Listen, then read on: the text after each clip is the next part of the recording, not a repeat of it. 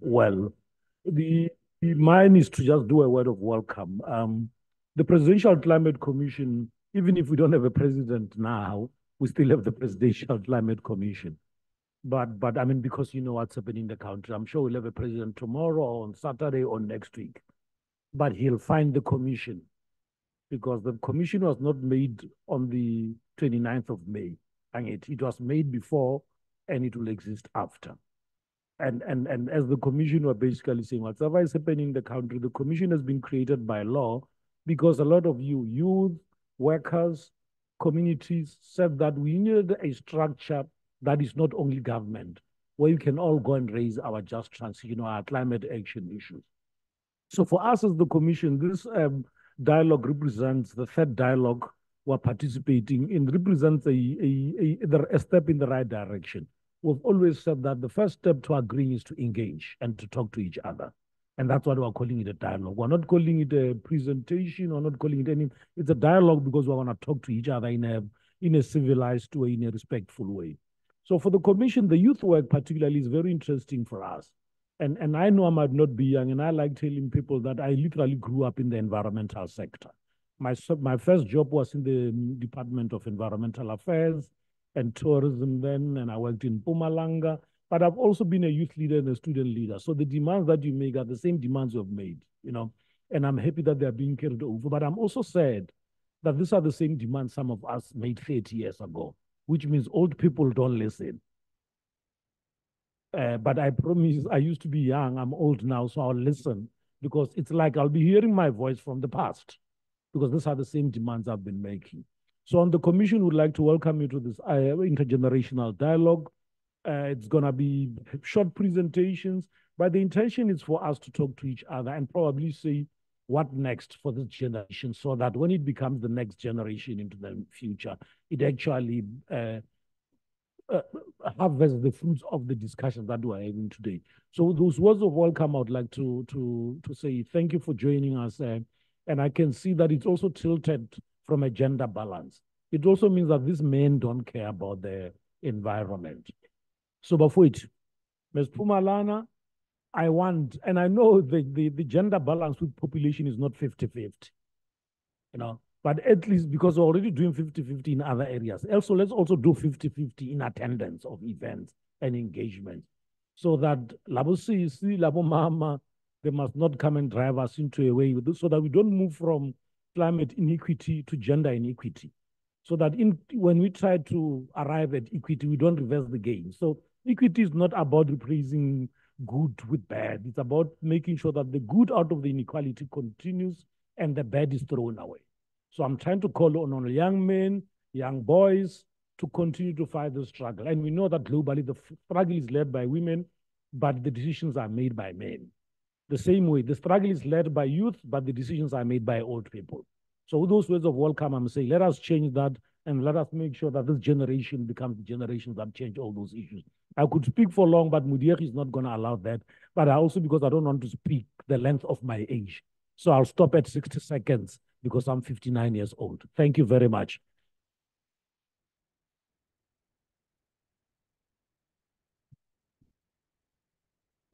Thank you so much for that wonderful welcome message, Blessing. That is much appreciated. I'm happy to introduce our next speaker, who is Yasira Madi, a policy and food systems researcher from the Institute of Economic Justice. She'll be giving us a brief address on strengthening intergenerational dialogue in the context of the global climate crisis and youth engagement. Yasira, over to you. Hi, everyone. I hope everyone can hear me. Good afternoon, and I'm excited to be here at this intergenerational dialogue. My name is Yasira Madi, and I represent the Climate Ambition to Accountability Project, which is a collaborative initiative between WWF South Africa, the South African Climate Action Network, and the Institute for Economic Justice, co-funded by the European Union and the Swedish Development Agency. Just to give you a brief overview of what the CARP project is about, it's a 4-year project that started in 2021 and will go up until 2025. And it aims to empower youth and civil society organizations to actively engage in climate policy. So our goal is to mainstream crucial cross-cutting issues in national climate policy, such as human rights, gender equity, gender equality rather, climate equity, and economic justice. And a key and very successful aspect of the CAR project has been the Youth Climate Champions, or the YCC program, which is aimed at creating a network of active young people. And the context for the creation of the YCC is that in South Africa, youth have historically been on the fringes of policy processes. The engagement has been fragmented with significant barriers, including a lack of access to policy processes, resources, knowledge, and opportunities. But despite these challenges, it is the future of the youth that is most at risk at the impact of climate change. So the objective of the YCC is to empower a cohort of youth climate champions who can engage actively with climate action and policy processes through providing young people with comprehensive training, mentorships, and access to policy participations, and capacitating the next generation of climate activists and policy advocates. And our activities are designed as such. They're designed to motivate sustained involvement, and are co-designed with young people to ensure their needs and perspectives are central.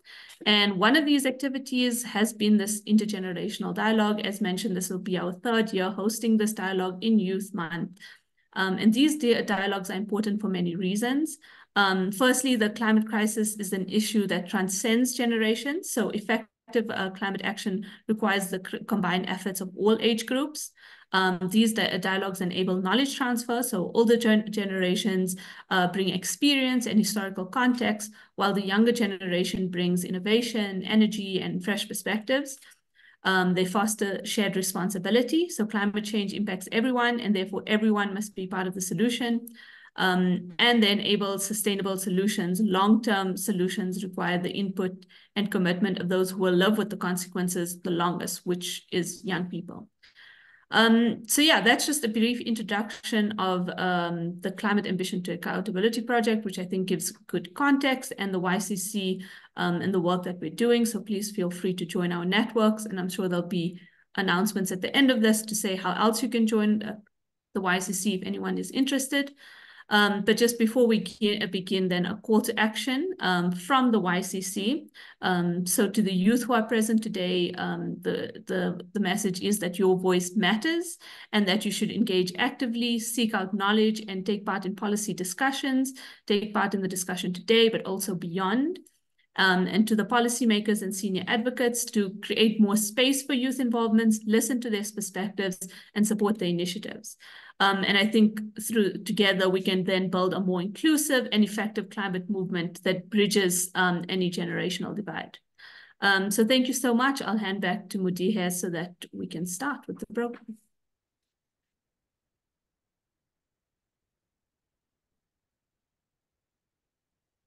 Thank you for that comprehensive and quite informative overview of the CAP project, Yasira.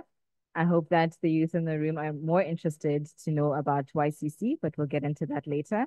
Right now, we will be having a keynote address from our Youth Commissioner on the PCC, Ms. Ayaka Melitafa.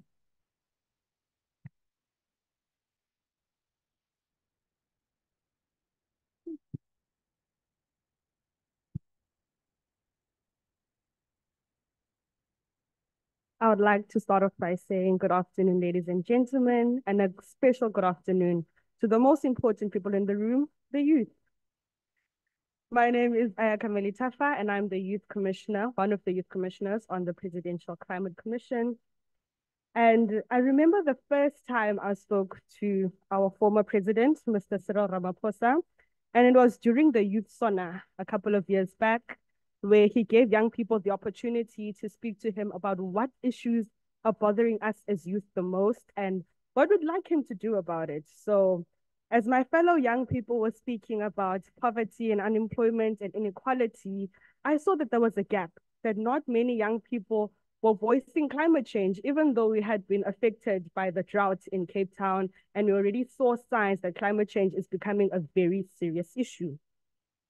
So at the end of the discussion with the president, there was a time to ask questions and get answers. And I was very quiet and I was just listening, but on the last round of questions, I stood up, I waved my hands like I was crazy just so I could get noticed and I could ask him a question. And my question to him was, why are we not doing anything about climate change? We are the 14th biggest emitter of climate emissions in the whole world, but yet we're not doing anything adequate when it comes to climate change. We see how it's affected us, and we have this unique opportunity in South Africa to lead the charge into renewable energy because of where we are positioned. After I just went on at him, asking him all of these different types of questions, he decided to sit back down, start taking notes, and actually try to listen to what I was saying. And his response to my question was, I hear you. And we've been speaking with the government. He had just come back from an international trip where he vouched to start a commission, like the Presidential Climate Commission, where it could be a commission that transitions South Africa from a high carbon intensive economy to a low carbon intensive economy. And as young people in the room, we were all very, let's not make sure here, because our president and just government officials in general are not known for being forthright with their words. And a couple of months went by, but here to my surprise, he actually stood on his word.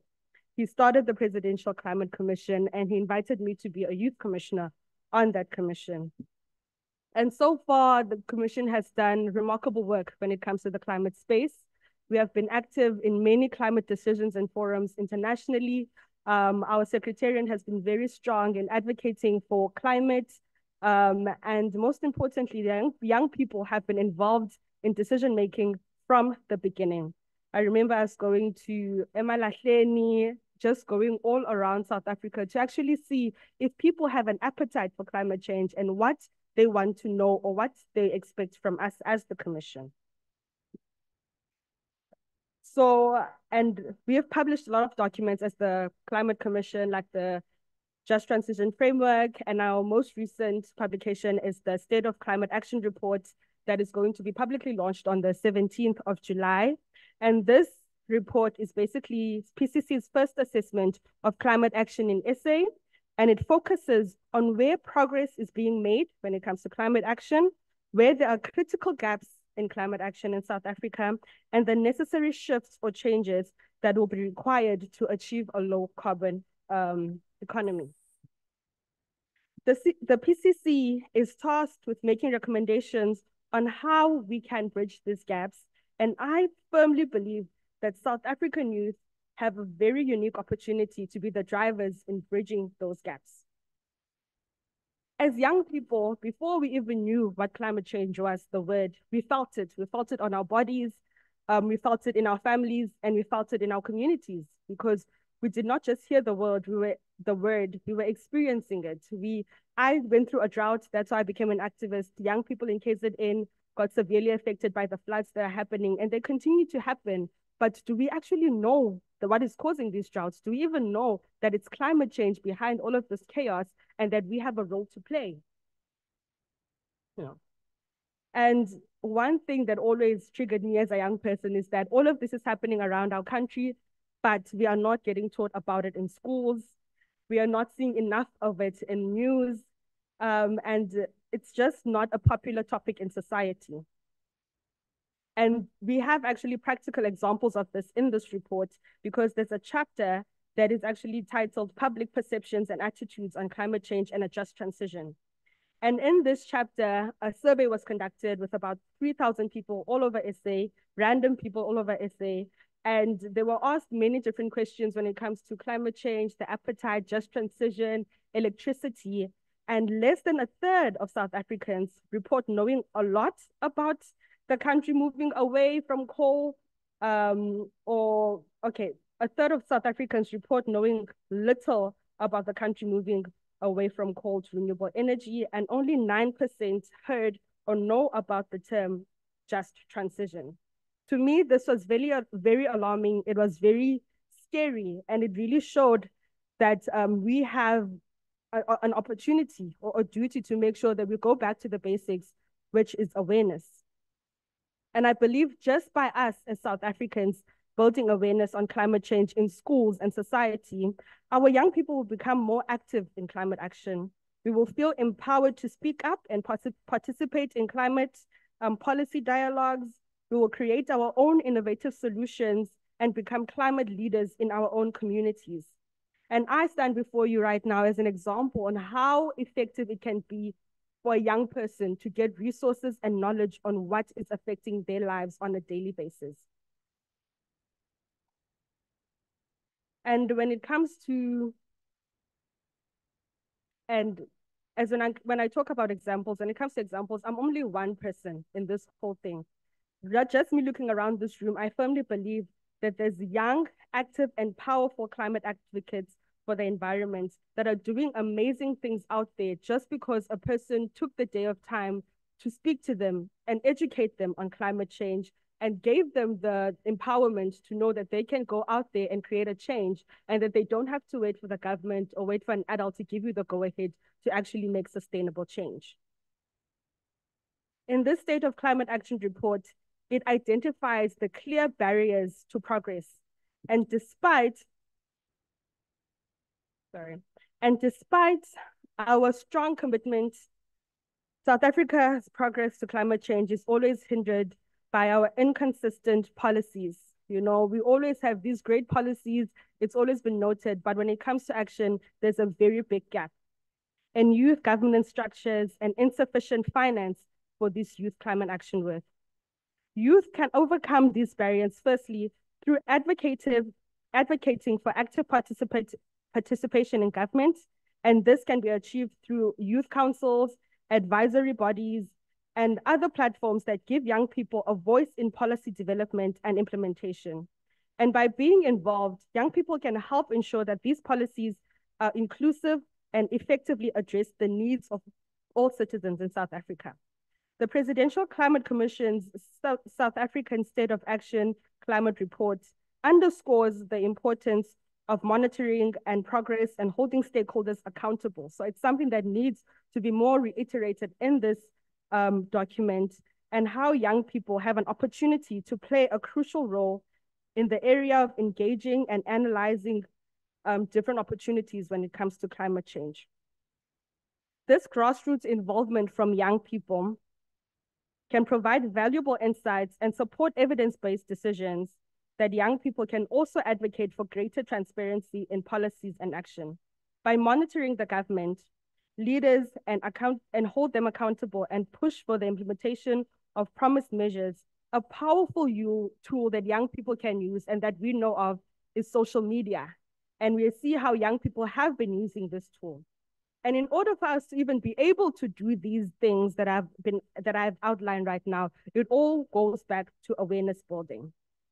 And the question that I have for you as a fellow young person is that, are we going to wait for the government to come and give us awareness building?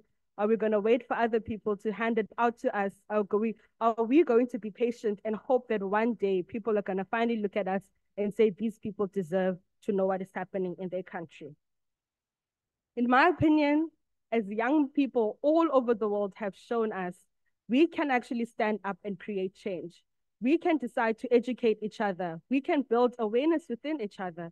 For example, I joined the climate movement through an NGO, and it gave me resources, it capacitated me, and it made me feel empowered enough to go out there and not doubt my skills as a young person that is being affected by climate change. And through organizations like NGOs, we can equip young people to be active participants in the just transition, to challenge the status quo, to actually have our voice in the most critical conversations that have to do with our livelihoods. So as a young person, I highly believe in you. I've seen it in my circle. I've seen it with young people all around me, that it's all about how we believe in ourselves and how we perceive ourselves. Because if we think we are worth investing in, then the world will look at us as such. But if we feel like we are too young to care about these things and we leave it to the adults, as Blessing has said, they will not listen to us. And 30 years later, we'll be sitting here or we'll be affected by another flood and we won't know where to go because we'll feel like the government is not taking care of us.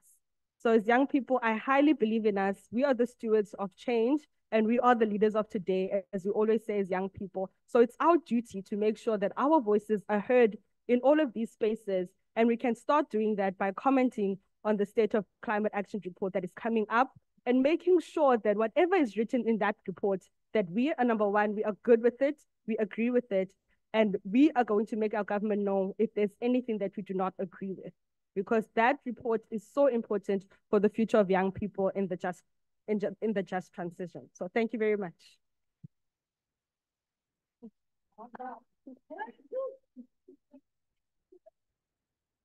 That is the right energy. Thank you so much for that lovely keynote address, Commissioner. I really hope that the youth in the room have been inspired by Ayaka's words. I hope that you are aware that there's in fact action that you can take to make a better future for yourselves. There's such practical steps to take. One is to actively participate in stakeholder engagement, right?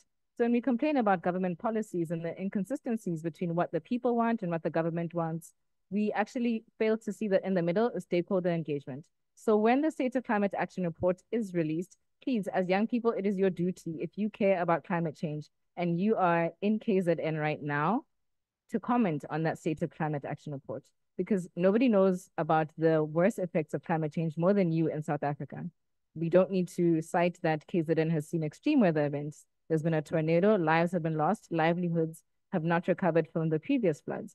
You know very well what is at risk. Even if you might not fully understand all of the moving parts, you know more than anybody else what is really at risk. And so I hope that you take the words that the commissioner has given us and you're inspired to join an NGO, join a youth climate movement, even come up to us after the session and ask us questions about what can you really do to change it, or what is really going on? What is the just transition? So having said that, we will be having our intergenerational panel. And as Mr. Blessing Manala has mentioned, we have two commissioners with us today. So we have Ms. Aya Kameli Tapa and we have Ms. Mbadi Bajuza. We will be having Mr. Kule Duma, Ms. Bertha Letsoko, and Esther Chilala as well. This session will be facilitated. And Udirile Mariri, apologies. I caught that in the last minute, please forgive me. This session will be facilitated by Ms. Ntabiseng Masinga from the PCC Secretariat's Communications team. Over to you, Ntabiseng.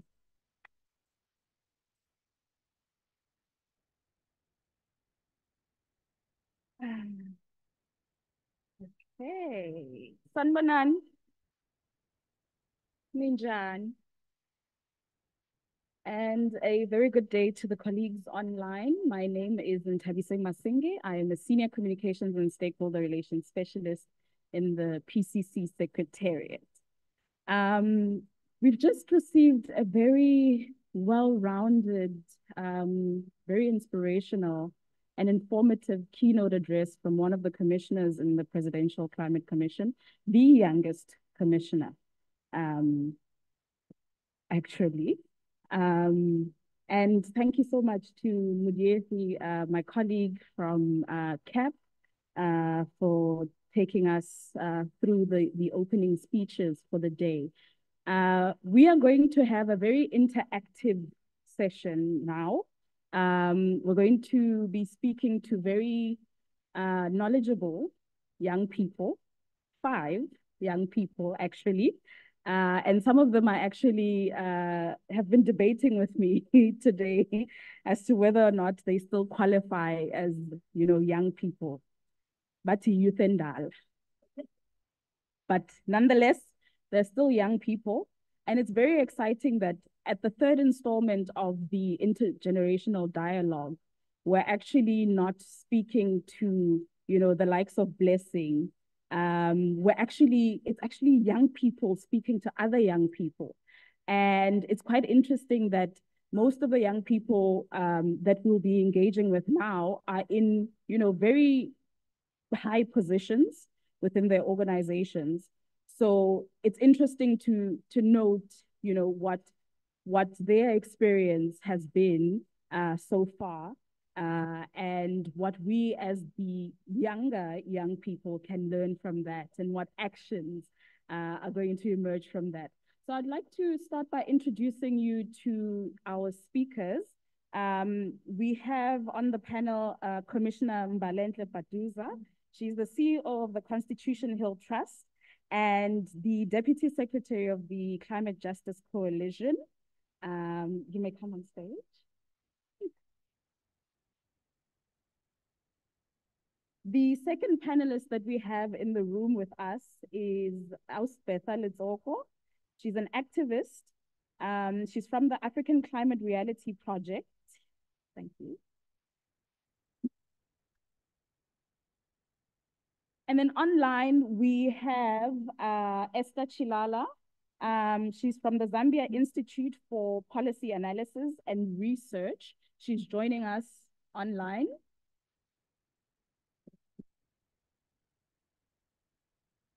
And then we have Udirile Mariri, project coordinator for economic inclusion at the National Business Initiative, the NBI, who's also online.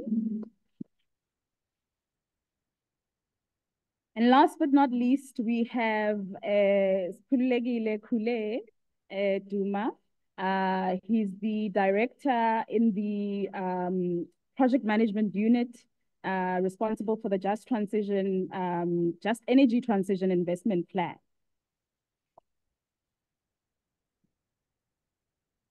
So thank you very much, colleagues, for joining us. To the colleagues that are joining us online, we will have, after this little discussion, time for some questions and answers from our panelists.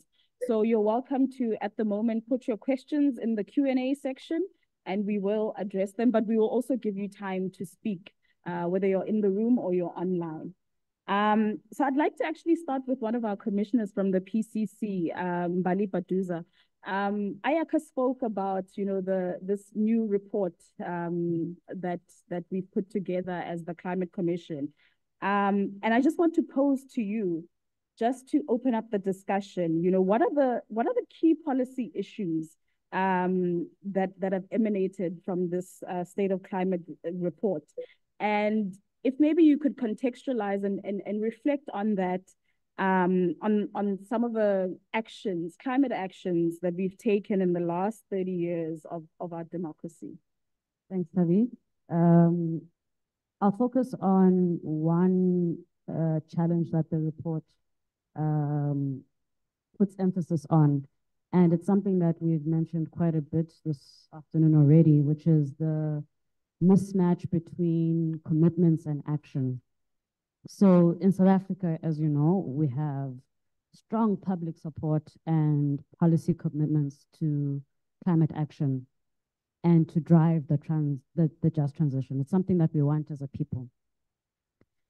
But what our policies say and what we want to achieve on the one hand, and what we actually do about it, the implementation, the practical outcomes, one goes left, one goes right. Typical South African. And we must be honest with ourselves, we are known as a country that has rich policy, but poor implementation. So the report talks about there being 3 drivers to this. There's a reason why this is happening. And the first one is because we have contradictory public policy and positions. So, we have the executive, part of the state, and we have different ministers, different departments, and they all have their own view. One of them, one powerful one, is the future of the energy sector. So the state, particularly the executive, must wrestle with competing priorities, right? So on the one hand, we need energy security. We need to stop load shedding, right? We also need to grow our economy. But what it takes to do that has health implications for people. It also means that we might not meet our climate commitments. So there's a tension that the executive has to grapple with. And so do you. You would have to think about, how do you balance this? And how do we advocate for the right thing? So there is a lack of consensus around when we phase out fossil fuels. Do we start now? Do we start in 2020, in 2030 or 2040? When do we start? And while we delay making that firm decision, that means certain policies won't be implemented to help the just transition. So that's one aspect of it. Another concern is the financial and technical inadequacies in our local government. There are government reports, especially from the Auditor General, that say about 60% of our municipalities are dysfunctional. But how can that be? I mean, municipalities are basically our front line when a disaster happens. So we are already starting from the back foot. And then lastly, and I'll stop here, is the money. How we're going to pay for this transition. And, you know, we just don't have enough money available coming from the private sector, the public sector, internationally, and domestically. While we have raised funds for mitigation, you know, reducing the emissions, what we haven't done enough of is raise funds for adaptation, the resilience aspect, because let's be honest, we are living at a time where the climate crisis is here, but we're not prepared. Every time there's a natural disaster, our infrastructure is affected, for instance, our livelihoods are affected, for instance, and we don't have enough money or haven't mobilized enough money to be resilient. I hope I answered your question. Thank you so much, Commissioner Paduza. I think it's important that we center the discussion around young people. And in order for us to come out of this dialogue with some tangible solutions that we can go out and implement, we need to, you know, look at the issues that are most important for us. And one of the interventions that the State of Climate Action Report identifies, you know, as a way to actually empower people is through, you know, skills development and entrepreneurship. And I would like to then pose a question to Bertha on the skills deficit, you know, in marginalized communities and how you think we can address this. Is it on? Okay. Thank you for the question. I think it's very important for us, before we can actually speak about addressing the skills deficit, to consider what the just transition looks like for affected communities. What does the just transition look like for people in the Lephalale? What does it look like for people in Soweto? What does it look like for people in Durban? You know,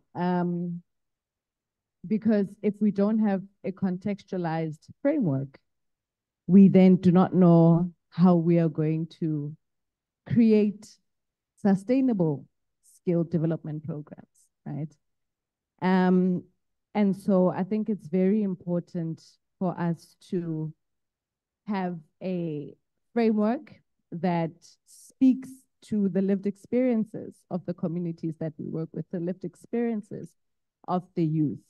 And even when we do consult about the just transition, we need to understand how it's going to be economically viable for young people, right? You know, the skills deficit is quite alarming, but the knowledge of the green economy is also very alarming, right? And so how do we dissect that conversation and start from actually capacitating people from the get-go about this just transition? And how do we also inform the JET-IP, the Just Transition Investment Plan, to be able to be a true vehicle for sustainable progress? And then we can actually answer the question about green skills, because we cannot have a blanket approach when it comes to the different skills. We've got different provinces in this country. We've got different socioeconomic issues, different challenges. How do we then make sure that people are not left behind when we discuss green economy and green skills? I think I'll leave it there for now. Thank you so much, Bertha. One of the other things that Commissioner Paduza spoke about was, you know, the barriers to entry, you know, in climate action. And one of them is the inadequate finance And I like that you spoke about the just energy transition investment plan here, and having a framework for the just transition. But maybe we can just bring in our colleague from the PMU, Kule, to speak to us a little bit about this JET IP.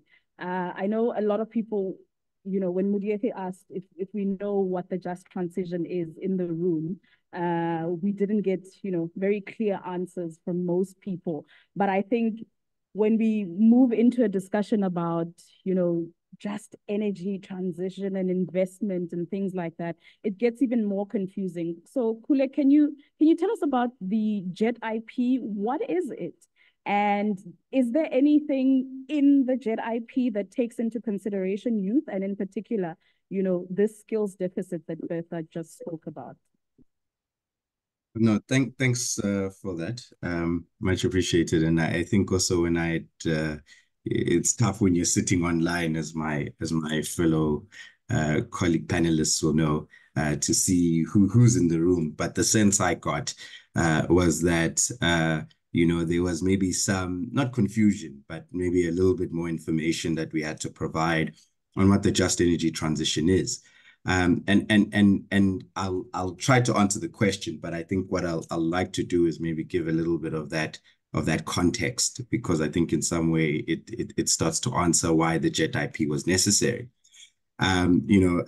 As many people in government, we often start at the beginning, and for us, the beginning is when our economy was developed in many instances, in its current form. Of course, we know the history of South Africa is one that was based on mining, the exploration of minerals, and then, of course, the history of apartheid, which made sure that there was very cheap labor as an input into that. Now, that was an economy, quite frankly, which, dependent on a few very dirty industries, was built around the extraction of coal. And then, of course, there was the human impact that we know throughout the history of our country. And so when we talk about the just energy transition, it's not so much about energy alone, even though energy is the impetus. And in many instances, energy is the impetus of economic development of the economy more broadly, but rather is about how do we transform our economy. One, to respond to the socioeconomic needs that I think a lot of the people in the room are concerned about: employment, making sure that industries are fit for purpose in the future, making sure that you've got the inclusion of youth and etc., but also making sure that there is the justice aspect, right? That these are industries that ensure that there's sustainability in the long term, that ensure that the constitutional imperative and the right for a clean environment is actually then protected in many instances, right? And so this is really a transformative aspect. And so what does it mean, and why do we need to do this? The first instance, as I've articulated, is dealing with, in many instances, the ghosts of the past and the current reconfiguration of our economy. The second one is around the fact that, we have, as has been indicated, we are a country that is very susceptible to climate change impacts. We've just seen floods in the Durban area and the Eastern Cape area in the last couple of months, right? And of course, that is a global phenomenon. But certainly we are the country that has contributed to that because of our dependency on fossil fuels. So it is quite important that we really think about how we transition our own energy landscape as well. And luckily, we're actually a country that has an abundance of renewable energy resources as well. So it is actually for us a competitive advantage to make use of that cheap energy. But also, we are part of a global economy.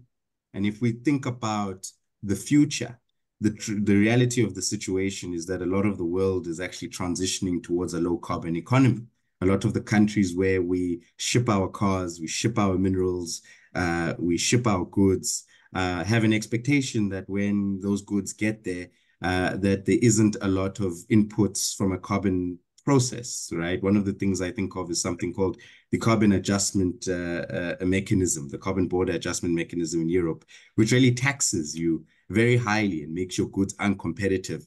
If, for example, it was found that the creation of those goods had a lot of input in terms of, carbon.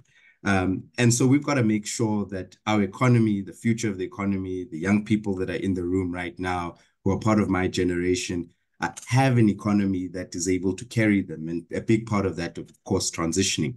So what the JET IP seeks to really respond to that, it focuses on, one, let's deal with the energy crisis, which a lot of that work is happening through the National Energy Crisis Committee. But how do you create new generation capacity? And we're happy to say that there's about 18 to 22 gigawatts of renewable energy capacity in the pipeline, right? And then the second one is also around how do you look at new industries, for example, new energy vehicles. These are electric vehicles. We've manufactured vehicles in this country for more than 100 years. And so we're actually very prime to actually manufacture vehicles which are electric in nature, and which there's a lot of demand for around the world. And then, of course, there's things that we must look at. Mpumalanga is ground zero, not just in South Africa, but I would argue globally for the just energy transition. You can transition, you can move to renewables, but if you don't think about the coal workers, the people who are dependent on those industries, as to reskilling, as to the alternative jobs that they'll do within the green economy, then you're going to leave people behind. And in that, you leave a lot of young people behind, because one of the things we don't speak about is the amount of young people that are in those jobs specifically, right?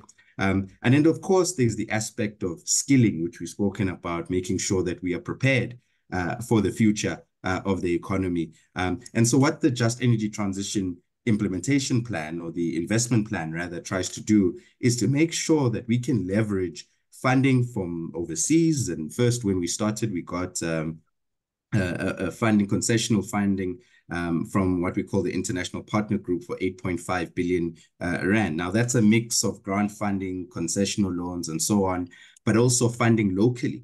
Looking at the big banks, for example, that we have, looking at the host pools of money that sit within CSI funding, corporate social responsibility funding, for example, and pulling that money together to really fund the transition, whether it's in energy, the electricity sector, whether it is funding the work that is happening in trying to create alternative jobs in Mpumalanga province, the work that has to happen in new energy vehicles, and so on. And so, happy that this is, of course, an event that is partly hosted by the PCC, because in many instances, we are guided by the various instances of justice, of the principles of justice that the PCC has spoken about. A big part of that is, of course, procedural justice, making sure that as we implement the next steps, or the implementation plan as it relates to the just energy transition, we have got the people who are affected by it, including young people, in that process. And so we've tried to make sure that in designing the plan, we leverage the amazing work that has been done by the PCC in terms of engaging young people. And I think that's why very strongly in the work in Mpumalanga, there were two things that came out. One was the need for skilling, the need to work with the TVET system. One of my colleagues, Baba, and working with the NBI, working with business, is really around how do you create that skills ecosystem that develops those future-proof skills to build the new energy vehicles, to work on those renewable energy plants as well, to develop a green manufacturing, even farming that is going to be needed presently, quite frankly, not even in the future. One of the biggest kind of environmental emitters is the agricultural sector. So that work is happening. But the second aspect is the funding aspect as well, which is really important. In many instances, the big companies, they've already got the funding they need to influence or to implement the just energy transition as it relates to their operations. But it's really about how do you get the funding to the people who've been left behind in many instances. And in that instance, we've developed something called the Just Energy Transition Funding Platform, which is really about how you match funding to where the need for funding is. And a big focus of it, of course, is looking at those stakeholders, including, small businesses, including youth-owned businesses, women-owned businesses that want to get involved in the transition, and really saying, how do we match where there might be investor funding, where there might be CSI funding, where there might be kind of more corporate funding for projects, and with those particular young people. But an important part of that is also ensuring that there is a capacity building aspect. Because if you find, for example, an organization that maybe has existed for 2-3 years, exists in Mpumalanga, you cannot expect that it's going to have the capacity to run very complex transition operations, within a year or 2 years. You've got to make sure that you're bringing in a host of partnerships, a host of skills within government, within the private sector, and so on, and in civil society as well, that will then enable that capacity to be built within the organization, whether it's the governance processes, whether it's the process of financing, and so on. So really, that's what we're doing. And I think a big part of it is informed by I think the feedback that we've gotten from young people in terms of them wanting to be involved in the transition. The transition for me, yes, is about a lot of the workers in the coal belt, who a lot of them are elder workers, but primarily it is about young people, because ultimately this is their future, right? This is the economy that they are inheriting, and they have to be, I think, in many instances, skilled, prepared, and backed in order to make sure that they're able to take advantage of the opportunities that are coming out of the transition. Thank you. Thank you so much, Kule. So we have the privilege of actually hosting this intergenerational dialogue at the 9th annual Green Youth Indaba. And the theme for this year's Indaba is nurturing entrepreneurship, cultivating skills, and attracting global green economy investments for job creation. And one of the things that Kule mentioned that is central to the just energy transition is economic transformation. So Udirile, I would like to bring you in on this point. As the NBI, your member organizations, where does big business stand, on economic transformation and the just transition? How does big business plan on bringing youth onto the table and ensuring that we take the necessary actions for this transition? Thank you so much. Thank you so much, Ntabiseng, for providing me the opportunity. Just also like to take the opportunity as well to greet everybody in the room, especially my fellow peers and the youth that is in the room. And just to echo what Blessing said around the fact that old people don't listen. So we should really be at the forefront of the work that we're doing and stand up and take charge for the work that we're doing. But I think the support from our member companies, as some of you might know in the room, but just to re-emphasize, is that the MBI is a voluntary business movement with over 100 member companies, which are South African companies and multinational companies, right? So the work that we do also speaks to some of the ambitions as well, but also assisting in the transitions that we'd like to see within the country. So the support we received has been quite overwhelming from these member companies, in saying that how do we as the NBI become champions of assisting in the transition through our work that we do with the PCC, but also the work that we do within the TVET colleges. The private partnerships have enabled us to have a plan and chart a way forward of actually putting the TVET colleges at the center of the scale and perspective, because when you look at these marginalized communities, you'll find that most of them are in rural areas, they're in townships. And what you also find within those townships and the rural areas is TVET colleges.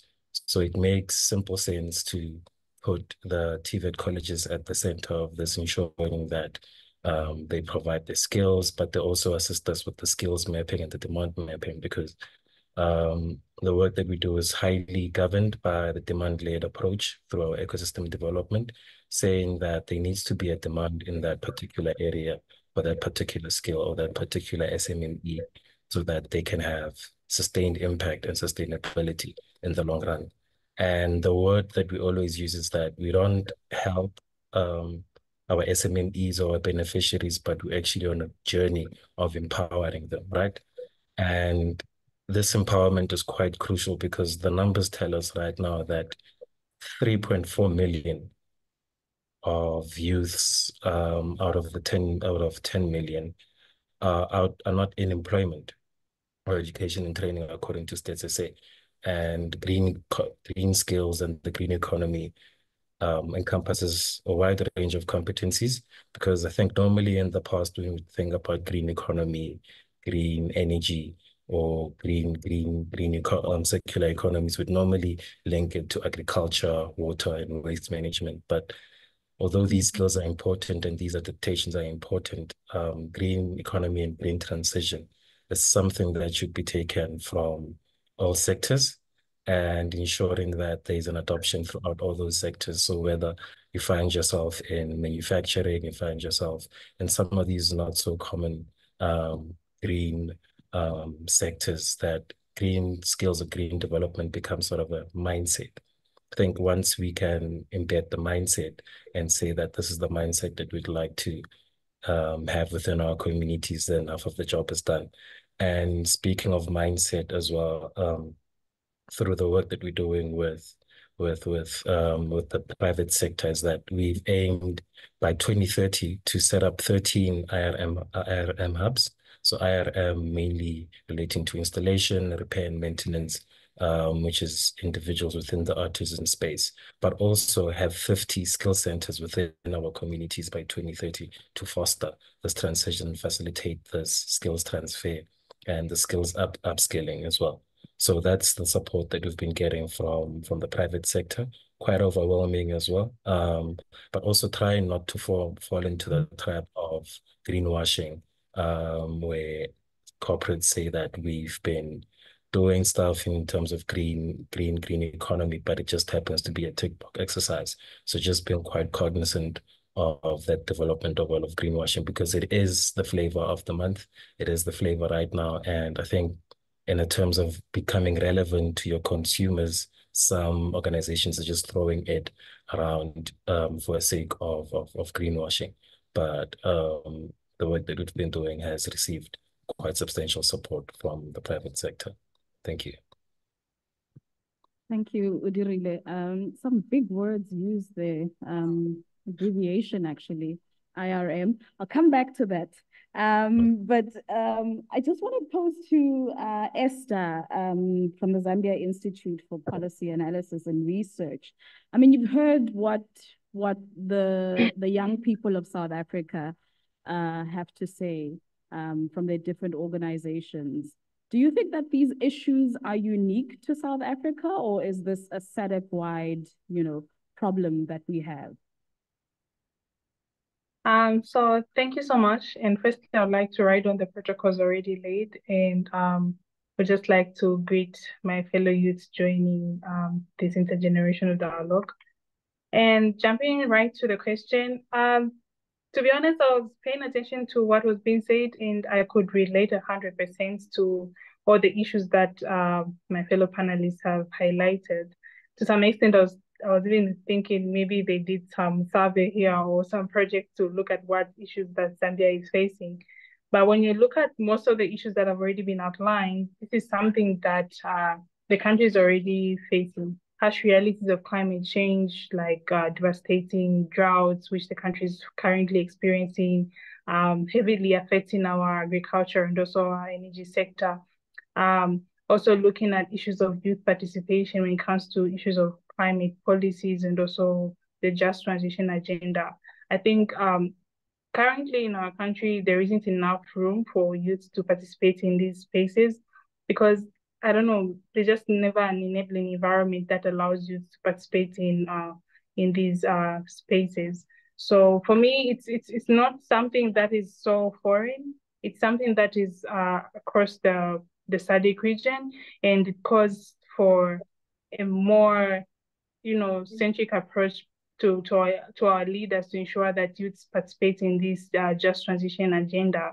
Because when you look at the innovations and also the the ideas that youths bring to the table when it comes to issues of policy design, policy implementation, and also monitoring of these policies that already existing. It plays a critical role.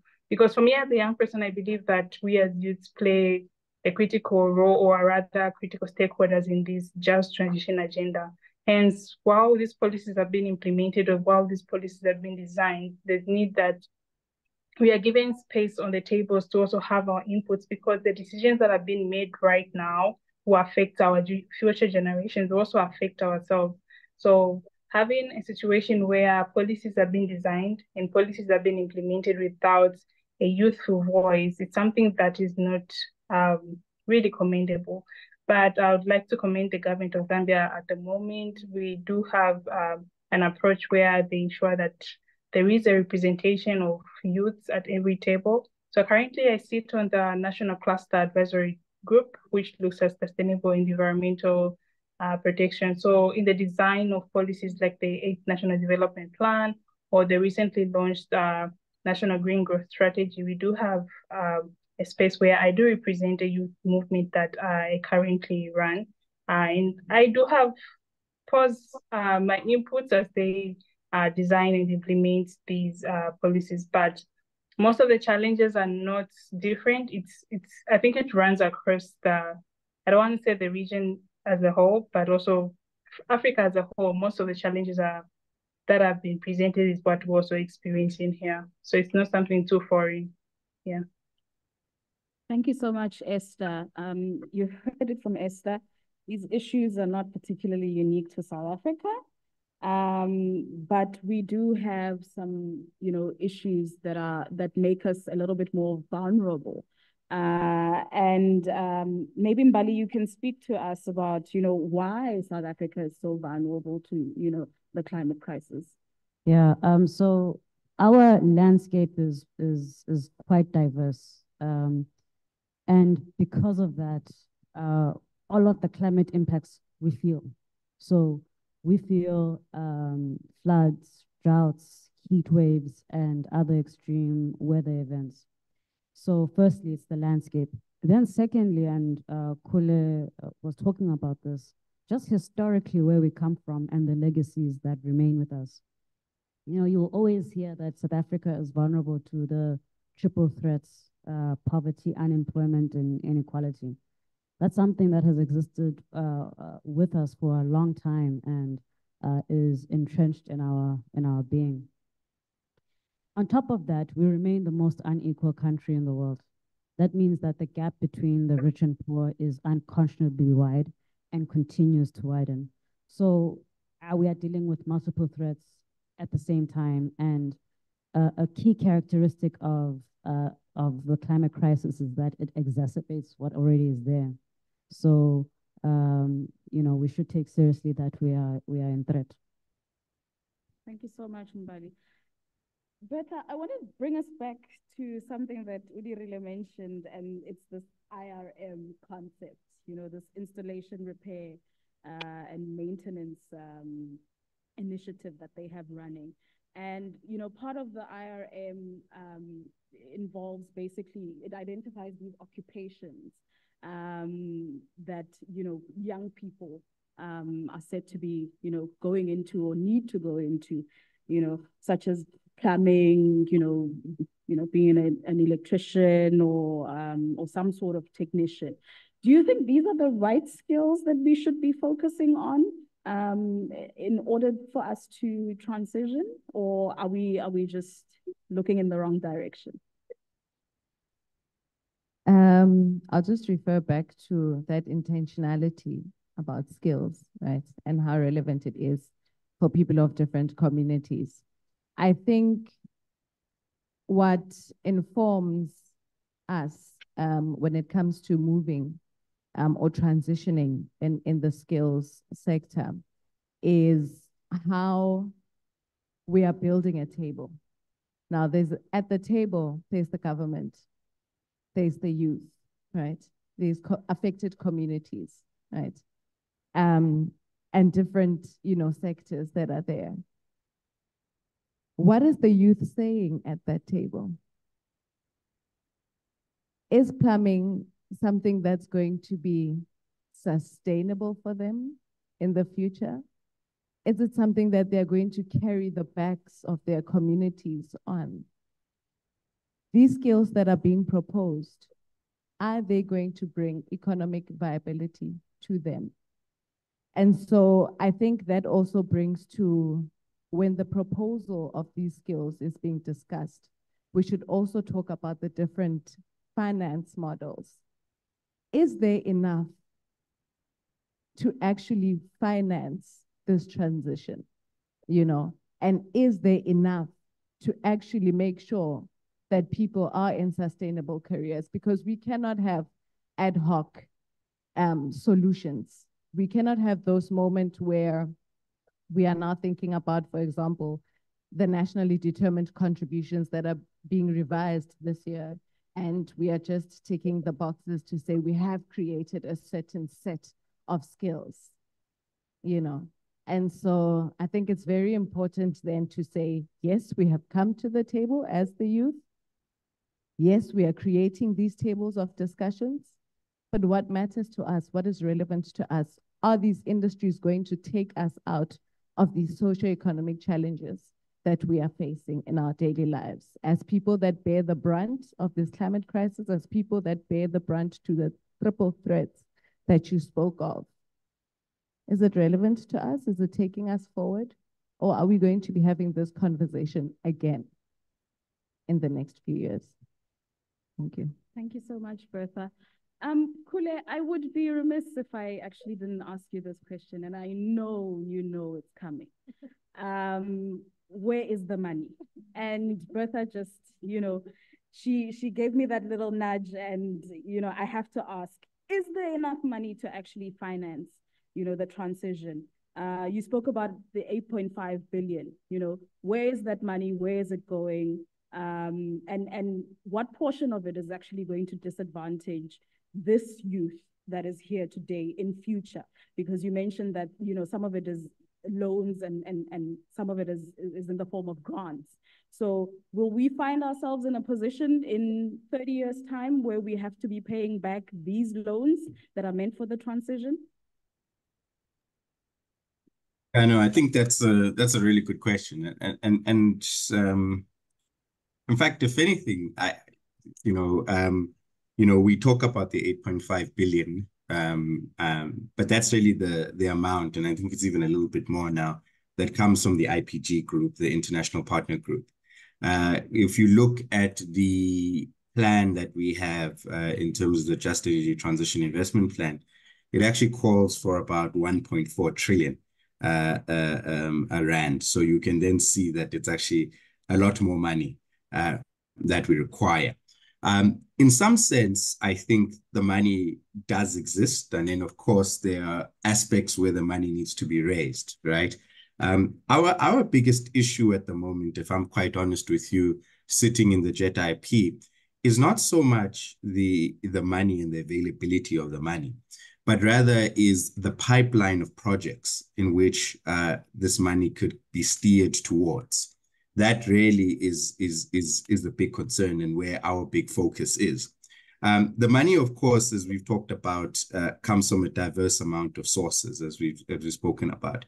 When the investment plan was put together, there was, of course, the money that was going to come from government itself, that government can drive in terms of the investments made in the energy transition. And I think government has put out a lot of money, but there's also the money that the private sector has put in. The private sector has also unlocked billions of rand to ensure that they can be part of the just energy transition. But of course, I think the big focus of this conversation could be, how do you steer some of that existing money towards the people sitting in the room, which I think is really the important conversation. And this is why, as I talked about, we've really built the funding platform, because there's a recognition that this money might sit within CSI, it might sit in government, but really there has to be that work done in the center of government to make sure that we can unlock it, to make sure that it can get to the right beneficiary, right? And then I think as you've spoken about as well, and you know, we as a country, quite frankly, while we may be bringing in much of the grant funding, and by the way, for the sake of transparency, because I think it's really important, especially as we speak about how we do it justly, especially as how we do it government. We've got a grants register on the president, we call it the stateofthenation.gov.za, which is really where the presidency reports on some of our critical actions. And that grants register really speaks to the money that's been allocated to us. What have we used it on? What has the grant funding actually been used for? So people can look there and they'll see that there's a host of activities that's happening. But as it relates to loans, luckily we actually live in a country with quite a sophisticated financial sector. And with very deep pockets of money, whether you're looking, you know, at the work that's happening in the mining sector through the social labor plan, through kind of the financing mechanisms that exist through the, you know, trusts, pensions, and etc. And a lot of that money, of course, because of ESG funding and the fact that it has to now start speaking to those ESG considerations, is being steered to the just transition one way or another. So we don't foresee a future where, for example, the future of South Africa is going to be burdened with a lot of money coming from abroad or debt funding. Of course, debt funding is important in the sense that it unlocks a lot of capital going forward. So we're not going to say that we're using any of that money, but I don't think it should be a big concern, for example. So as I've indicated, the big issue, of course, is making sure that we are leveraging these pools of money that actually exist within the country, that exists from the partnership that exists overseas, to make sure that we can actually get it to those young people. The one thing I would perhaps like to raise is, you know, it's one thing having money, but it's another thing. Are you creating an environment for real entrepreneurship? Are you creating an environment for failure? Because that's part of an innovation system, for example. Of course, we don't have as much capital, and I would even argue as much you know, low interest debt as countries in the EU, for example, Global North or the US.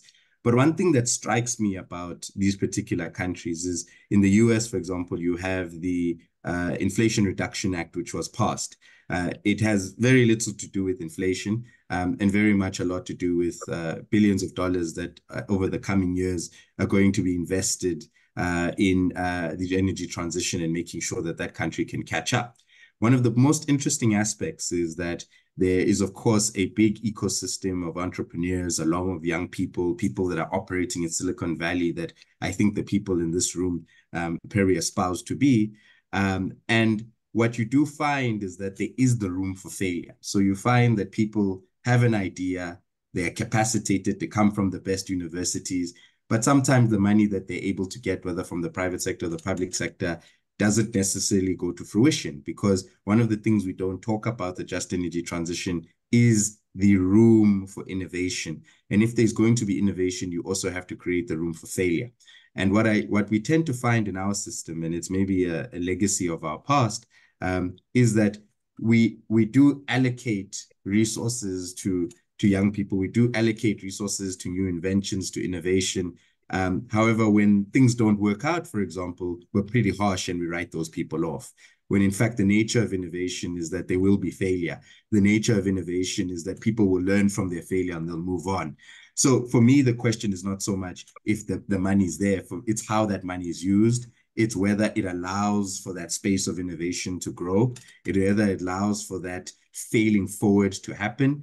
And if the people who are at the center of that are young people. And we've seen that in places where these innovation spaces have been created, whether it's in the US, other parts of the world, parts of the developing South, that if you create the space, if you create the funding mechanisms, the capacitization of those people, that ultimately young people will be the ones who drive the transition, especially from an entrepreneurial and technological perspective. Thanks. Thank you, Kule. We need to leave some room for innovation. Udirile mentioned that there are 3.5 million unemployed young people in South Africa. And one of the issues with the transition is this fear of, the loss of jobs. And when we have, things like IRM occupations being presented to us as, the preferred occupations, it leaves a lot to be desired. And it leaves you questioning whether we can really leave that room for innovation. So, Udirile, we are at, the Green Youth Indaba, and we're talking to young and emerging entrepreneurs. Is there any room, for innovation? Can we, look for opportunities, outside of IRM? Most definitely. I think there's innovation, big room for innovation in the work that we do, or particular impotence on or particular placement on IRM opportunities that we've identified gaps in terms of providing the skills and providing technical support, providing workers in this space, because you'll find that there's construction projects, there's commercial property, there's public facilities, industrial nodes, but there's also the households that could benefit from some of these occupational skills that we have. The demand will always be there. There's always going to be a pipe that bursts, but through the work that we do as well, there is room for innovation, saying that when you come through as a plumber, when you come through as an electrician, how do we then provide you with the upskilling to get a solar PV green card so that you can transition into some of these some of these sectors, some of these green sectors. So the construction, how do we get the SMMEs to be in line with the Green Building Council of South Africa and the work that they're doing and the stuff that they're building.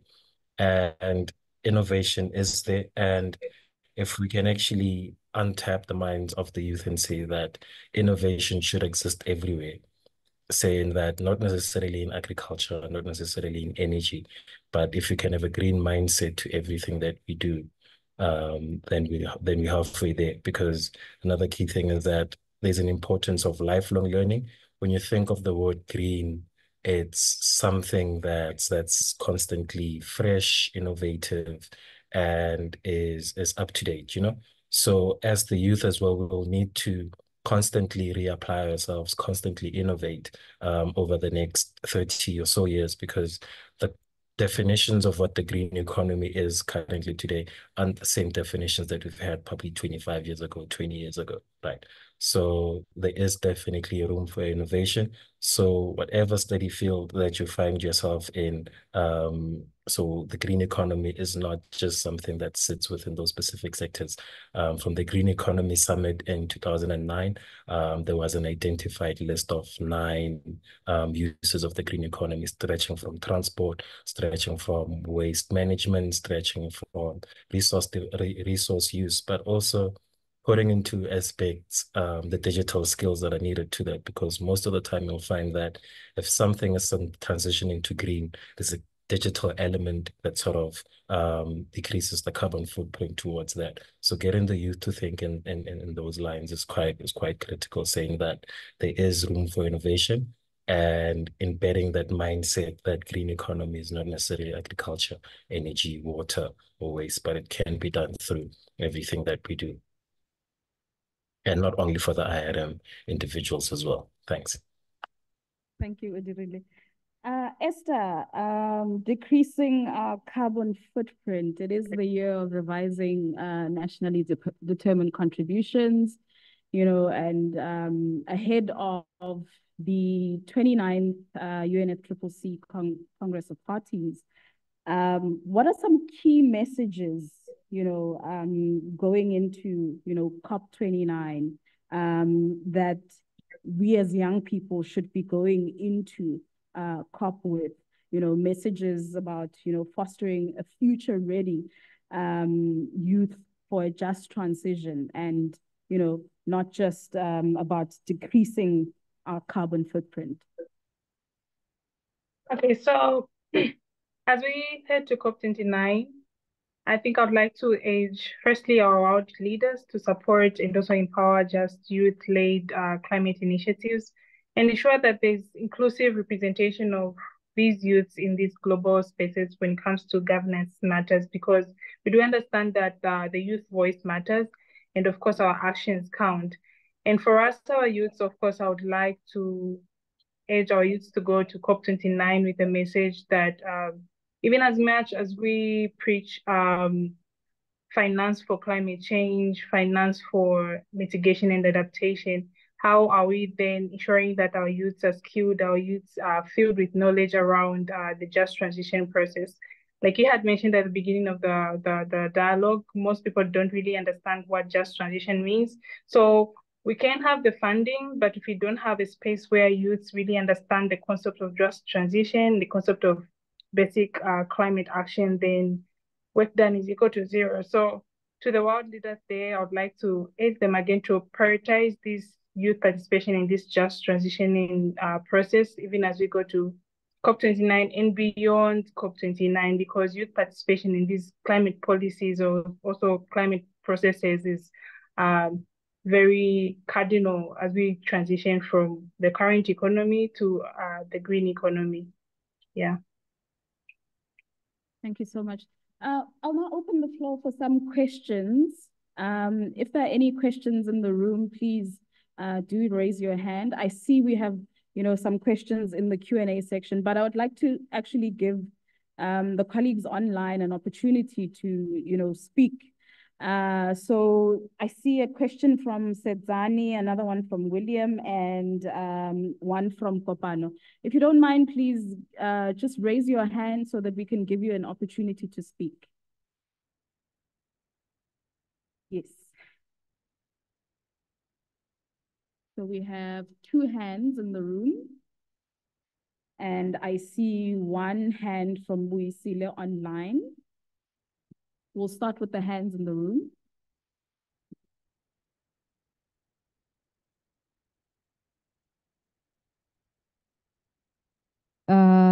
Greetings, everybody. My name is Lebohang Luthuli from Advocates for Climate Justice South Africa. Mine is not really a question. I'm not sure if it's okay if I comment.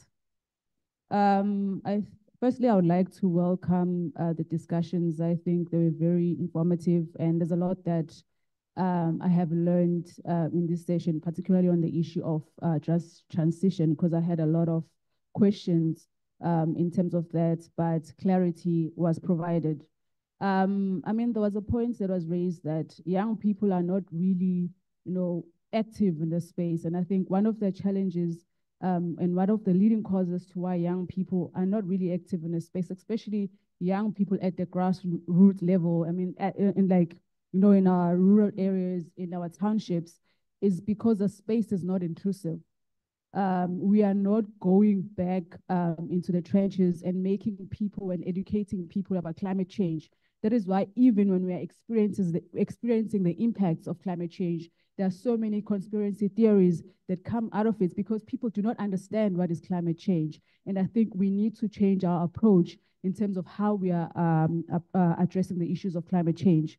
And also, what I've also picked up is that in terms of when we educate particularly young people, is that we focus mainly on profit maximization, whereby, yes, we are trying to address the issues of unemployment and so forth, but what about the social impacts of climate change? And we are not tapping into the space, and that is why it is so difficult for us to be able to action the policies that we come up with, because we are not focusing on the social aspects of climate change. So we also need to change that approach. Yes, we need entrepreneurs, we need to tackle the issues of unemployment, but what about the real issues, the social issues when it comes to climate change? I mean, the reality is that the reason why we are here today is because the system itself, the system that like capitalism is the reason why we are here today. It focuses on the issues of profit maximization through exploitation, not just us as human beings, but also nature.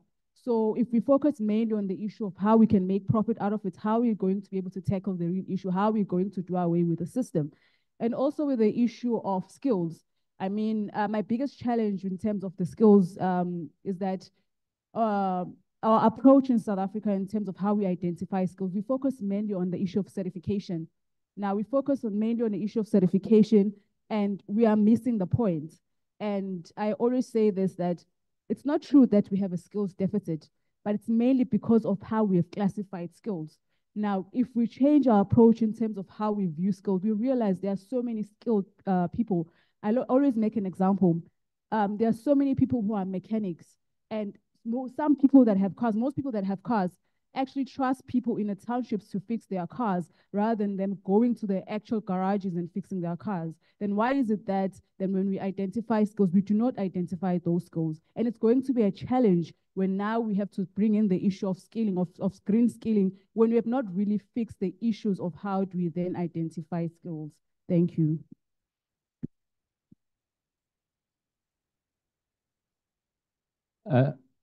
Greetings again. My name is Kosnatis Bia. I'm from Advocates for Climate Justice South Africa as well. Next to me is my chairperson just finishing talking, but I'll allow it. We took a decision that we'll want to have a women-driven approach towards the issue of climate justice. The reason being is that if you have women in the forefront, you are actually having young people in the center. And most of our policies and the things that we discuss in this country, the reason that they are not going forward is because older people, whom likely are men, sit in that corner, discuss and decide upon with the interest of profit or money at the end of the day. But I want to take you aback. We have discussed this thing in South Africa. We went for fourth industrial revolution. The fact that we were discussing there, we were not concerned about what are the challenges and what are the problems that we are responding to. All what we're interested in, how are we going to benefit as the business sector? We're not so much invested into what other people are going to be benefiting out of the transition from the third to the fourth industrial revolution. Now, we are in another theme as well of climate action.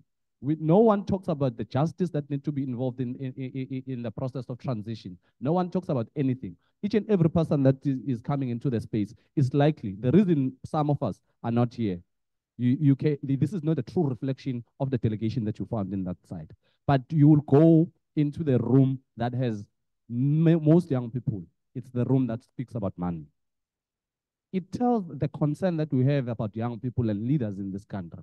We are not so concerned about providing solutions that will respond into the daily challenges of our lives, but we are only concerned about profit maximization at that current point and at that current juncture without understanding the true problems that are existing in the society. Because in order for us to respond effectively to someone who's at Wanongoma, to someone who's at Kwako, it's for us to have a better understanding of their challenges. Let us go down to the grassroots. Let us engage those people. The reason being in the environmental space, you do not find the policy not being implemented in the manner that will respond to the challenges. It's because the policy does not speak to the realities of the ground. And the reason it does not speak to the realities, it's only about the people who have researched about the challenge, not the people who have lived the experiences of that challenge.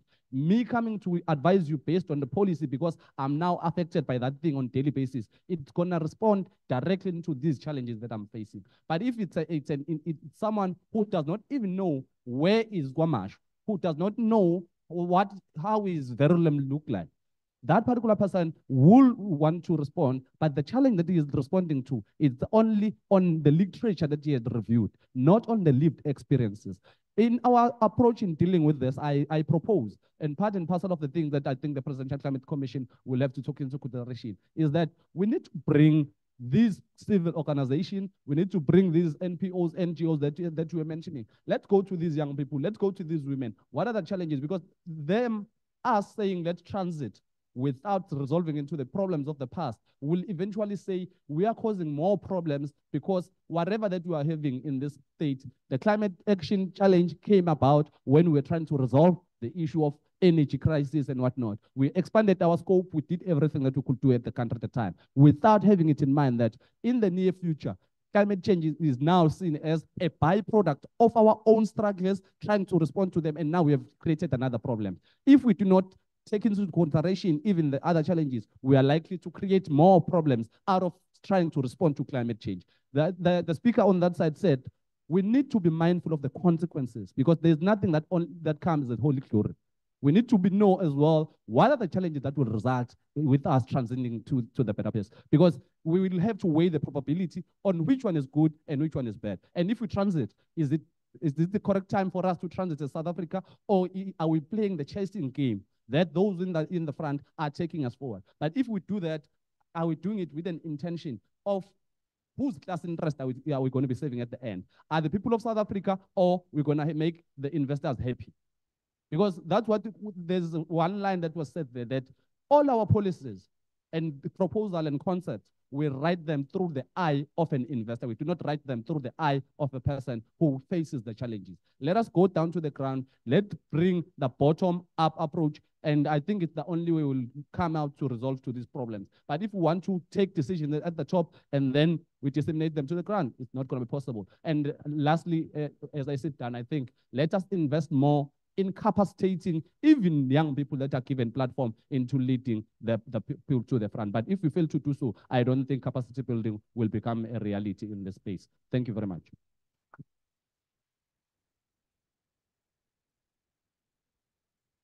Hi, everyone. I am Kerisha. I am from Mgeni Water. Mgeni Utugela Water. I don't want them to come for me. I don't know what this question or comment, but what I've noticed is, okay, one, as the first speaker said, that the whole thing with climate change, when you're speaking to people, even, for example, in the workplace, these are people that you consider young, educated. But when you speak of climate change, yes, the fact that you can feel it, it still does not matter to them. It's still a hoax. So then how do we actually start with educating? Because it's not the case of just going even to a place like I come from Tongaat where the tornado hit. You can go there and tell them that this is because of the weather that's changing because of the climate. But for them, it's okay, we are unemployed. We have drug issues. We do not care about your climate. When we had the water crisis, nobody cared about saving water when it came back. So they had to go into low water shedding because it just became a problem. So how do we actually address that? And then when you speak about skills, I think a lot of us coming from the history that we come from, the majority of the country and the youth always push towards formal qualifications, your degrees, your diplomas, which is obviously there's nothing wrong with it. But I think a few years back, Mr. Blade Zamanda said that, no offense to anybody, but he's like, why do we have so many hundreds of people doing BAs when there's a skills shortage? And as you mentioned, the skills shortage, you actually need to look at it, but how do we get people away from thinking that a degree is what we need? Because I'd say that because of the history that we've come from, it's like, I need to be the first person in my family that gets a degree. I need to be the first person in my community that gets a degree. I need to be a BSc engineer. I need to be a BTech engineer. I need to be a doctor. I need to be a lawyer. No, I don't care about that climate, you know? And the thing is, it is directly affecting us. But now for us, if we look at our daily decisions, it's like, I want to fly from country to country. I do not care what my carbon footprint is. So how do we get people actually thinking and moving away from that to say that, okay, if your skills may not have, you may not come from that university, but the thing is the skill that's needed in the country, you're still going to be able to make money. You're still going to be able to contribute. And the fact that contributing to this cause is much more important in the long run than me just having a degree that's hanging on the wall. And honestly, coming from an engineering background, most of the engineers are not in the engineering sector. They're in a whole lot of other sectors, making money in the banks and stuff. So that's actually skills going to waste, because now you've got people also that are skilled, but because there's no job opportunities, they go into completely different sectors where obviously money is the driving force. So yeah, just my question, how do we actually address it and actually, I don't know, get into that point where we can, you know, like penetrate the people's minds to actually be like, think like, okay, I'm that one person, but I can make a difference. Thank you. Thank you.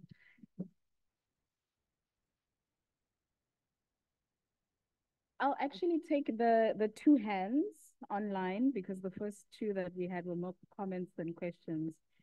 before we tackle Sarisha's question. William, one of our youth and Just Transition ambassadors. William, I see your hand is up. You can go.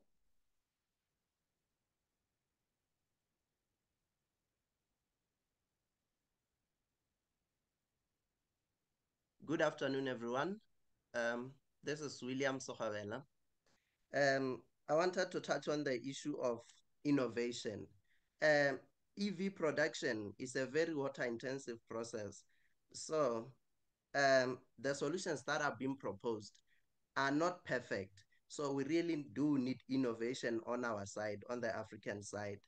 So I would really love to see more entrepreneurs involved in this sort of discussions so that they can innovate being guided by the policy, so that they innovate with minds, keeping in mind that they have to produce solutions that are good for our environment and that we improve on those solutions that we get from the Western countries. And I think we are more harsh on our innovators and entrepreneurs because of the culture that we have. Usually we follow Western solutions. We take them and we use them. We don't develop our own. I think we need to be a step ahead. We need to work hard and to innovate more. I've seen a lot of opportunities in terms of innovation in the country. And I really wish that we could take them and move forward. And I really appreciate this opportunity to speak to you this afternoon. Thank you very much. Thank you, William. Sibuso, you're next. Oh, okay, thank you so much. Hi, my name is Sibuso from the Youth Policy Committee, speaking to you guys from Mpumalanga. So I have a few questions. So I think Odirile, my question would be, how do we actually bridge the gap between the youth and outputs? Because from where I'm from, here in Mpumalanga, I have less than 10% of youth actually applying to go to, like 10% of matrix actually applying to go to TVET colleges or to higher educational institutes. So how do we actually involve also that youth that believes they can get jobs with their matrix and etc.? And my second question would be, also with these proposed skills, so some of us, we don't have running water at home. So how are we considering the environments, or are we considering where we all, like our backgrounds or we live currently, to say which are we going to ascertain there? Because people usually live through mechanics, building, plastering and stuff like that. But when it comes to plumbing, it brings sense for me to leave my home where there's no running water and go away to Pitori where I'll, fix a house that side and come back where I actually don't have running water. And my last question would be, how do we actually get assistance so that we can raise our own community? Because and it's okay that you guys most of these campaigns go to Emalahleni, but there is a whole lot of part of us that are also this side, and we need to take action for ourselves so that people actually understand the climate change. Thank you so much. Thank you, Sibuso. Udirile, if you're still online with us, how do we get young people involved? Some of the skills that we identified that are needed, or at least the certification, as some of the colleagues in the room, are not really, something that applies to everybody. How do we get young people involved? How do we get the young people, so those who are still, in school, at matric level, how do we get them informed about the skills that are needed? Thank you so much. I think first things first, platforms such as this one, like the Green Youth Endeavor that's taking place right now, are critical platforms for young people to engage, but also ensuring that it goes to the local communities. So then how do we then move forward in saying that some of the discussions that landed up here, how do they end up as snippets in community radio stations so that the young people could have this have this information and sort of work in line with their behaviors, their perceptions, and their mindsets. Because I think if we don't work towards adjusting or adapting those three things, then we sort of missing the mark. But also from a mindset perspective, letting the youth know that a plumber's hourly rate is actually much more than a doctor's hourly rate, right? And creating some of those storytellings and saying that there is money in this particular industries, but the key driver in how you make money will be innovation, driving innovation challenges in school, and ensuring that this becomes embedded from a mindset perspective, because once you influence mindset, you can change the perceptions and you can obviously change the behavior. I think one thing that I always used to say is that you're always right and you're always wrong. From the moment where you think that that you know everything, then you're wrong, but you're always right, because whatever you're facing is a true reflection of the community that you come from within. So I think young people need to be the change makers within their community, pick up their hands and mobilize as well. So so the gentleman who just posed the question saying that he's in Mpumalanga, he's also responsible in advocating and getting other young people involved and actually challenging the other young people within around him. I think if we can start within our local communities, or start with our 5 friends or 10 people that we know and actually start advocating towards this, then we would have actually created that appetite and saying that this is what the future looks like. Career guidance specialists at school also need to also be informed and actually take cognizance of the fact that we're going through a just transition. And when these schools are having career fairs, actually illustrate the opportunities and the trends that exist within these fields, because the South African population, the South African youth is very innovative. I think we saw that during COVID and other parts of struggle, where we came up with very innovative solutions. And I think right now is that time again for us to stand up again and be at the forefront of these innovations, but also form a sense of community and advocacy around each other as young people. Then I think we would have actually hit the mark. Thank you, thank you. Nkosi mentioned that we should be co-creating solutions with marginalized and vulnerable groups. Mbali, in your experience, I mean, with this drive, getting people to know about the Constitution, now in this space that you're now operating in, you know, how do we start educating people about climate change? You know, do we use the same approach that we use to the Constitution, or do we use a different approach? I remember when we were growing up, we had, you know, a big HIV campaign. That's what I was about to speak about. Still my friend. And we don't really see campaigns like that around climate change. So do it now. I'm so glad you asked, which I think touches to a point you make about how do we make people care. And you know, with HIV and AIDS epidemic in the 90s and 2000s, we were the highest country with infections. And there was a lot of denialism, there was a lot of misinformation, hoax, all of those things, similar to today. So a group of people from the AIDS Law Project decided we're going to do what's hard, right? Firstly, we're going to start by educating people in communities. How are we going to do that? We're going to take one person from Tembisa, one person from Soweto, one person from Durban, and we're going to train them on science and how to break it down to the ordinary person. And once you do that, it's easy then to link to the everyday. The people who were trained through this training, the trainers program, went back to their communities and were able to link that if you don't practice safe sex, you will get sick. And if you do get sick, the only way to stay alive is to have access to ARVs, to eat well, to exercise, have a balanced life.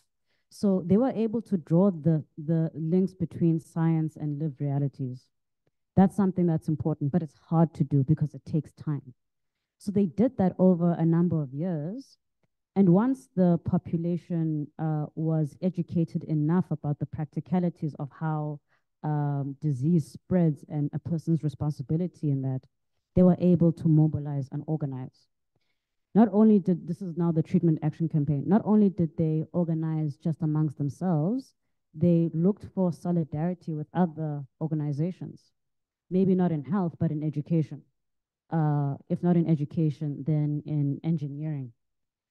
Because they were able to convince people, rightly so, that the HIV/AIDS epidemic is a human problem that affects everybody. What affects me affects you. And then they took a third step once people were organized, is that they went to court, they litigated. Because at the time, pharmaceuticals had ridiculous prices for accessing ARVs, and the government couldn't afford it. But also our government didn't want to create clinics in different places of the country so people can have access to it. So they went to court and they won the case. But in fact, they didn't win the case because the judge said so. It was because they were on the streets. They were on the streets demanding what is important to them. So it's not necessary to reinvent the wheel, right? What I think is important is maybe a change of perspective. We did the same thing around educating people about the Constitution, and we can do the same thing around the climate crisis. So let's change our perspective, and it becomes not something that seems impossible. It's just difficult, and we can get it done. Thank you so much. Our panelists are still here. You can engage with them, or alternatively, you can contact either the PCC or CAF if you would like, the details. I see, Dora, we're really out of time. We are. But we're out of time. But I'll give you this one last shot. Thank you. All right, so I think what Mbali spoke to was very important. And the thing about climate change is that when we go back to our communities and we speak about it, they did not be high-level technical languages, right? I think we also have to work on, if you know language, how do we turn the term climate change or just transition or nationally determined contributions into languages that ugogo would understand, languages that a 5-year-old would understand, right?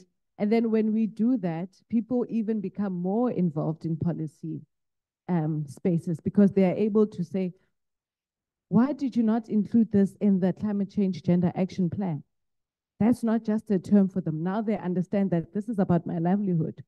And when we do speak to people, we have to understand that climate change is not just a silo topic. It is connected and it has intersectionality. So when you speak to people in Mpumalanga, you're going to be speaking to them about health, right?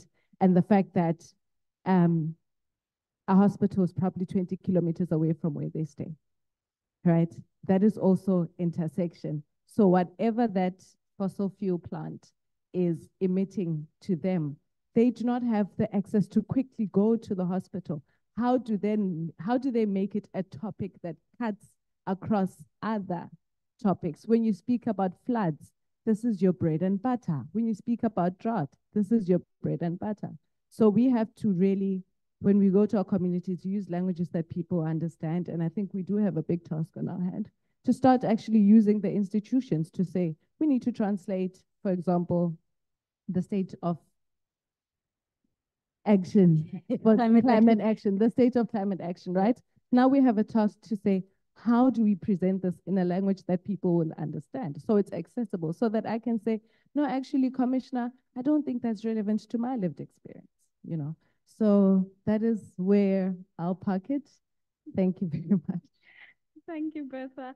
Now that we've established that, all the panelists are actually young people, and we are out of time. In one sentence, what does a just transition mean to you? We'll start off with Kule online.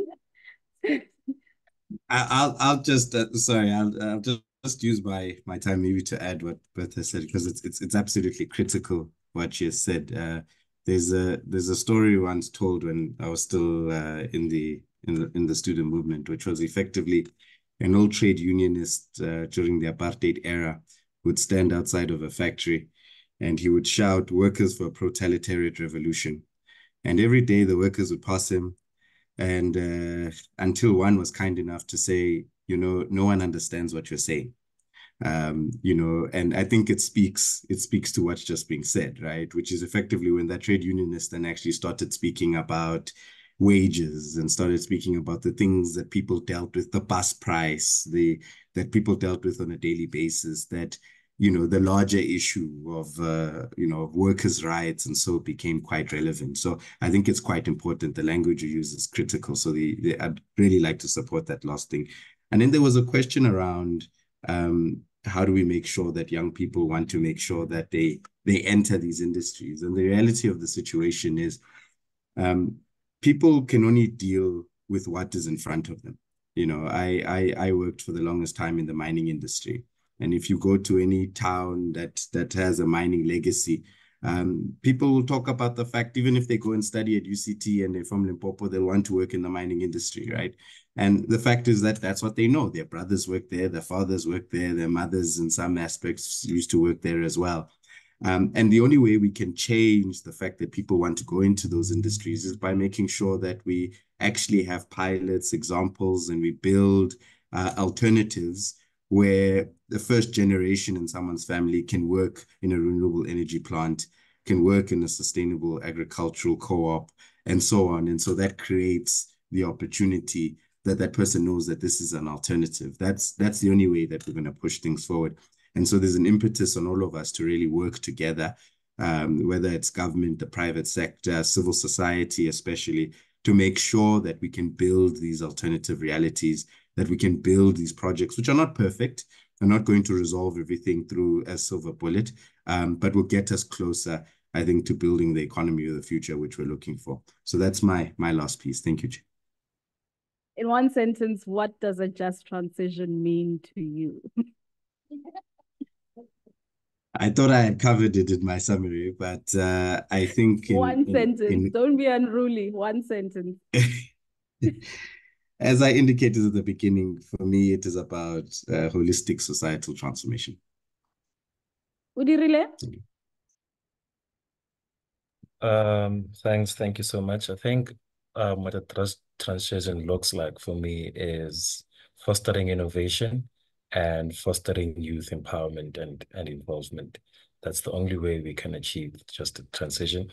You mentioned that 30 years later, we could be sitting in that building and talking about this, but the reality is 30 years later, that building might not be there because of the adverse climate change effects that we face. So yeah, thanks. Esther?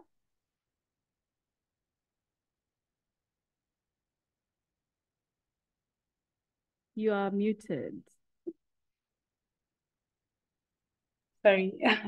For me, a just transition is just one that's not morally imperative, but one that also factors in the social and economic aspects and also ensures that there's fair and inclusive participation, especially from the youth side. Yeah. Bertha? A just transition to me is transparency. It is accountability, and it is also trusting that people understand their own challenges and they can come to the table with youth-led, community-led solutions. Thank you. Mbali? Down with capitalism. And if they thought the youth of 76 was unruly, the youth of 2024 that answers a one-sentence question with a paragraph. We'll show them flames. Thank you so much for joining us. I'll now hand over to my colleague, Mudiegi. Please engage with us on our socials. We are Presidential Climate Commission on all the social media networks. We are Climate ZA on Twitter. Information email address is info@climatecommission.org.za. Get in contact. Send us your questions. Thank you so much.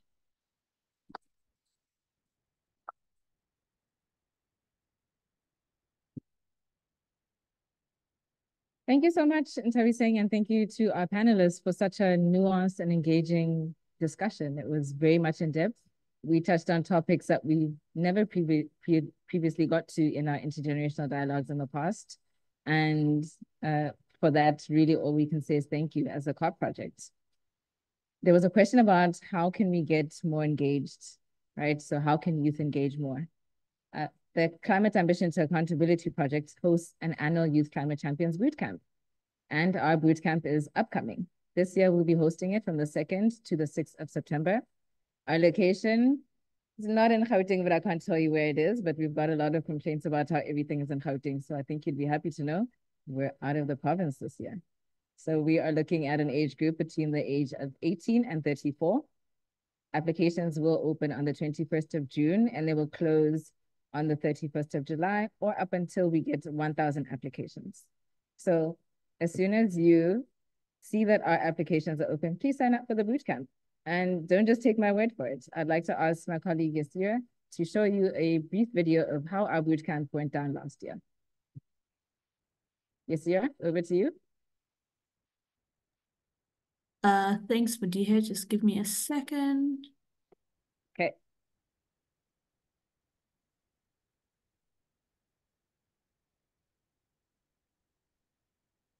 Is this audible for everyone? Nope, not audible. Maybe you want to try again. It's not audible? It's not audible. You just have to open the window, the sharing window again and click with audio. Okay.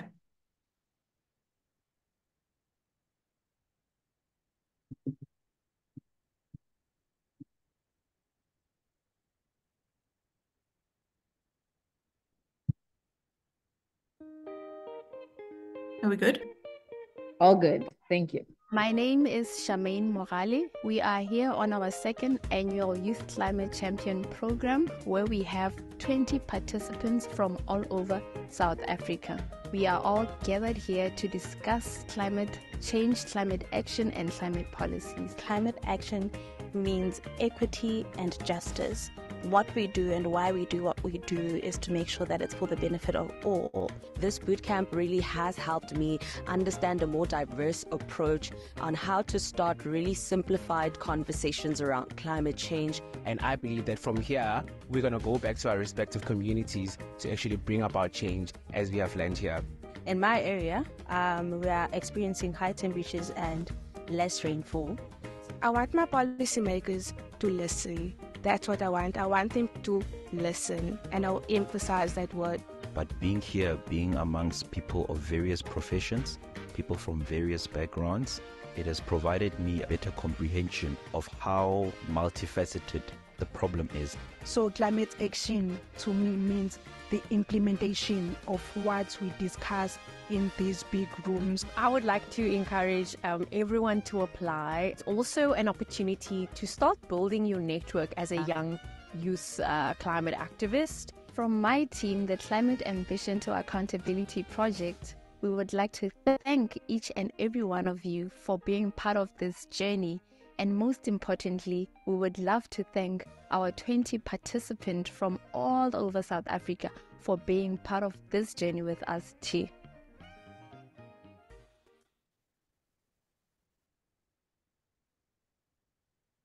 Thank you for sharing that video, Yasira. In closing, I would like to thank our partners on this project, the Presidential Climate Commission, for all your efforts towards ensuring that this event is a success. I would like to thank our distinguished participants online and in person for making this discussion so robust and giving it so much depth. We really have quite a bit to write about. Hope that you keep up with us on social media.